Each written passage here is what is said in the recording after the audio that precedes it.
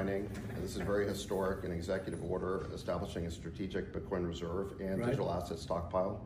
This is a promise that you made throughout the campaign, and today we're keeping that promise. The reserve will be capitalized with Bitcoin that the federal government already owns, so it won't cost taxpayers a dime. This is like a digital Fort Knox for digital gold. And premature sales of Bitcoin over the past years cost American taxpayers over $17 billion in lost value because we didn't have a long-term strategy. Right. Now we do. So. And this is something you believe in fully? 100%, yeah. Okay. And the whole community believes in it. Very good. And I made the promise, right? Absolutely.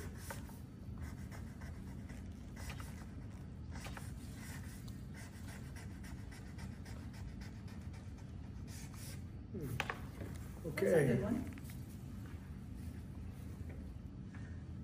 Sveiki visi. Šiandien pradėjome nuo daugiausiai šurmulio sulaukusio įvykio. Tai JAV prezidento Donaldo Trumpo pasirašyto vykdomojo įsakymo, kuris oficialiai sukuria Bitcoino strateginį rezervą. Skamba įspūdingai, tiesa, bet palaukit, neskubėkit džiaugtis, nes ne viskas čia taip ir įspūdinga, kaip atrodo. Šitas rezervas bus užpildytas bitkoinais, kuriuos JAV vyriausybė jau ir taip turi. Apie 200 000 bitkoinų konfiskuotų per kriminalinius ar civilinius turto areštus. Be to, dalį šių bitkoinų vyriausybė turės grąžinti jų savininkams. Tai reiškia, kad Amerikos vyriausybei nepriklauso visi šie bitkoinai. Be to, jokių naujų bitkoinų pirkimų nebus, tik tai, kas jau yra jų rankose. Ir jie tų bitkoinų neparduos, laikys kaip vertės kaupiklį, tarsi skaitmeninį Fort Knoxą. Beje, įsakyme numatyta ir pilna vyriausybės turimų skaitmeninių aktyvų apskaita, nes pasirodo, iki šiol niekas tiksliai nežino, kiek jie jų turi. Bet štai, ką noriu pabrėžti, ir tai bus mūsų pagrindinis akcentas. JAV vyriausybė nepirks daugiau bitkoinų, jie tik sudės tai, ką turi į šitą rezervą. Ar tai keičia bitkoino žaidimą? Ne taip jau ir stipriai.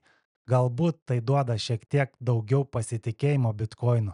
Gal kitos šalis paseks pavyzdžio, nes kaip matot ekrane, daugelis šalių jau turi kažkiek tai bitkoino atsargų. Bet rinkai tai nėra joks milžiniškas šuolis. Bitkoino maksimalistai, kaip mes jau kalbėjom ankstesnėme epizode, yra nelabai patenkinti, nes įsakyme užsimenama apie altcoinus. Jie ėmė širsti, bet Donaldas Trumpas juos nuramino. Pakvietė į Baltųjų rūmų kripto viršūnių susitikimą, kur dėmesys buvo skirtas bitkoinui. Mes galim ir pažiūrėti trumpą klipą iš šio kripto viršūnių susitikimo. Welcome to the first ever White House Digital Assets Summit. Last year I promised to make America the Bitcoin superpower of the world, and we're taking historic action to deliver on that promise. Your administration is moving at tech speed. We are going to keep the U.S. the dominant reserve currency in the world, and we will use stable coins to do that. Technology is at the foundation of the Trump presidency. This is truly a historic day, and as a crypto founder, I couldn't be more proud to be part of your administration. No one in this room could have envisioned this just a couple years ago. We want to stay at the forefront of everything. This is a big day. Being in the White House is a big deal, and you have great support. Thank you all very much. Thank you.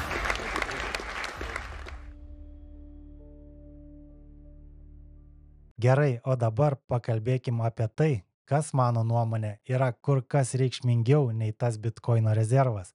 Ir kažkodėl apie tai beveik niekas nešneka. Kalbu apie JAV valiutos kontrolieriaus tarybos OCC paskelbtą interpretacinį laišką 1183. Klausykite atidžiai, nes čia slypi tikrasis kripto ateities posūkis. OCC ką tik patvirtino, kad nacionaliniai bankai ir federalinės taupymo asociacijos gali užsiimti kriptovaliutų veikla, saugoti kripto turtą, valdyti stabiliasias monetas ir net dalyvauti nepriklausomų mazgų tikrinimo tinkluose blokų grandinėse. Ir svarbiausia, jiems nebereikės specialaus priežiūros leidimo ar įrodinėti, kad jie turi papildomus kontrolės mechanizmus. Tai reiškia, kad bankai gali įšokti į kripto pasaulį taip pat lengvai, kaip ir tradicinius finansus. Kodėl tai yra svarbu? Todėl, kad tai atveria duris masiniai kriptovaliutų integracijai į bankų sistemą. Daugiau likvidumo, daugiau užtikrintumo ir tai yra milžiniškas postumis naudingoms monetoms, tokioms kaip XRP. Kodėl XRP? Na, pakalbam apie Ripple ekosistemą, kurios pagrindas, kaip mes žinom, yra XRP. Taip pat Ripple Custody, skaitmeninių turtų saugykla, jų nauja stabilioji moneta RLUSD, tokenizacija ir net DeFi. Todėl šis OCC sprendimas yra tarsi aukso kasykla Ripple ir XRP ledgeriai. Bankai dabar galės naudoti XRP kaip tiltą tarp valstybiniams pervedimams greitai, pigiai, efektyviai. RLUSD, Ripple stabili moneta, puikiai tinka mokėjimams ir gali būti skaitmeninių dolerių pasauliniu mastu, skaitmeninėje erdvėje, ypač kai JAV nori išlaikyti dolerio dominavimą. O ką girdėjom iš iždo sekretoriaus Scott Bessent per tą kripto viršūnių susitikimą? Jis pasakė, mes išlaikysim JAV dolerį kaip dominuojančią rezervinę valiutą pasaulyje ir tam naudosim stabiliasias monetas. Taigi, RLUSD su Ripple pasauliniais ryšiais, bankais ir finansų institucijomis visame pasaulyje yra idealus kandidatas tam. Be to, Ripple Custody gali tapti bankų pasirinkimu saugoti kriptoturtą. Mes žinome iš ankstesnių epizodų, kad bankų susidomėjimas Ripple skaitmeninio turto saugojimo paslauga yra labai didelis. Be to, XRPL puikiai tinka tokenizacijai, kuri jau vyksta. Plus DeFi. Visa tai leis Ripple ir XRPL augti su instituciniu palaikymu. Įsivaizduokit, bankai pagaliau galės naudoti šią Ripple infrastruktūrą, kurios pagrindas yra XRP. Tai ne tik galimas XRP kainų šuolis, bet ir viso XRPL tinklo proveržis. Dabar pereikime prie kitų naujienų. Nasdaq nusprendė leisti prekiauti akcijomis visą parą. Tai aišku ženklas, kad ir tradicinės rinkos nori veikti kripto ritmu. Volatility Shares pateikė paraiškas 3 naujiems XRP ETF-ams – paprastam, 2 kartus svertiniam ir atvirkštiniam.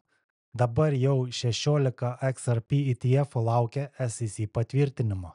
Toliau Gemini, kurį remia Winklevoss dvyniai, pateikė paraišką dėl IPO. Tai reiškia, kad jie nori pradėti siūlyti savo akcijas publikai ir atsidurti akcijų biržose. Tai dar vienas kripto žingsnis į Wall Streetą. Toliau turime žinių iš Cardano stovyklos.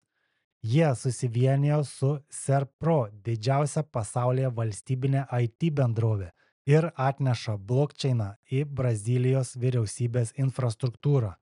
Tai dar vienas įrodymas, kad naudingosios monetos yra ateitis. O Europoje šių metų pabaigoje planuojamas skaitmeninio euro paleidimas. On your second point, I tend to share your views. Nature doesn't like vacuum. And we started working on the digital euro way back. Actually, when I started my term 5.5 years ago. And I'm not claiming, parentality on the digital euro because my colleague Benoît Cœuré had already committed a speech on this matter before I arrived. But I certainly carried on with that project, and subsequently Fabio Panetta on the board and then Piero Cipollone, who has replaced Fabio, have taken the lead together with a very, very good team which is focused on accelerating the pace and hopefully campaigning enough with all the stakeholders, meaning European Parliament, meaning European Council, meaning European Commission, so that we can eventually, not put to bed, but put to reality this digital euro. The deadline for us is going to be October of 25, and we are getting ready for that deadline.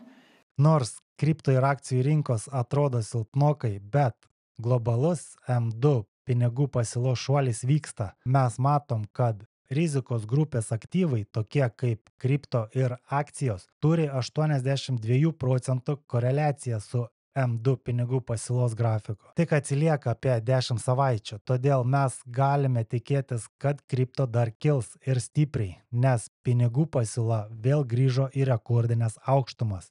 Kol kas auksas rodo geriausius rezultatus ir per 4 savaitės pritraukė rekordinius 4,9 milijardus dolerių. Beje, ar girdėjote, kad Baltarusijos prezidentas Aleksandras Lukašenka nurodė savo energetikos ministrui pradėti plėtoti šalies kriptovaliutų kasimų pramonę? Jis pasakė, kad jei tai mums naudinga, darykime tai. Turime elektros perteklių, tegul jie kasa tą kriptovaliutą. Tai štai, pakalbėjom apie Bitcoino strateginį rezervą. Puiku, bet aš asmeniškai nematau, kad tai labai pakeis Bitcoino situaciją. Mano manimu, daug svarbesnis sprendimas atėjo iš OCC, kuris atveria duris bankams į kripto pasaulį, kur naudingosios monetos bus šios pasaulinės finansų revoliucijos pagrindu. O ką manot jūs? Rašykite komentaruose. Šiandien viskas, nepamirškite prenumeruoti kanalo, spauskite nykštį, dalinkitės video su draugais ir iki pasimatymo kitą kartą.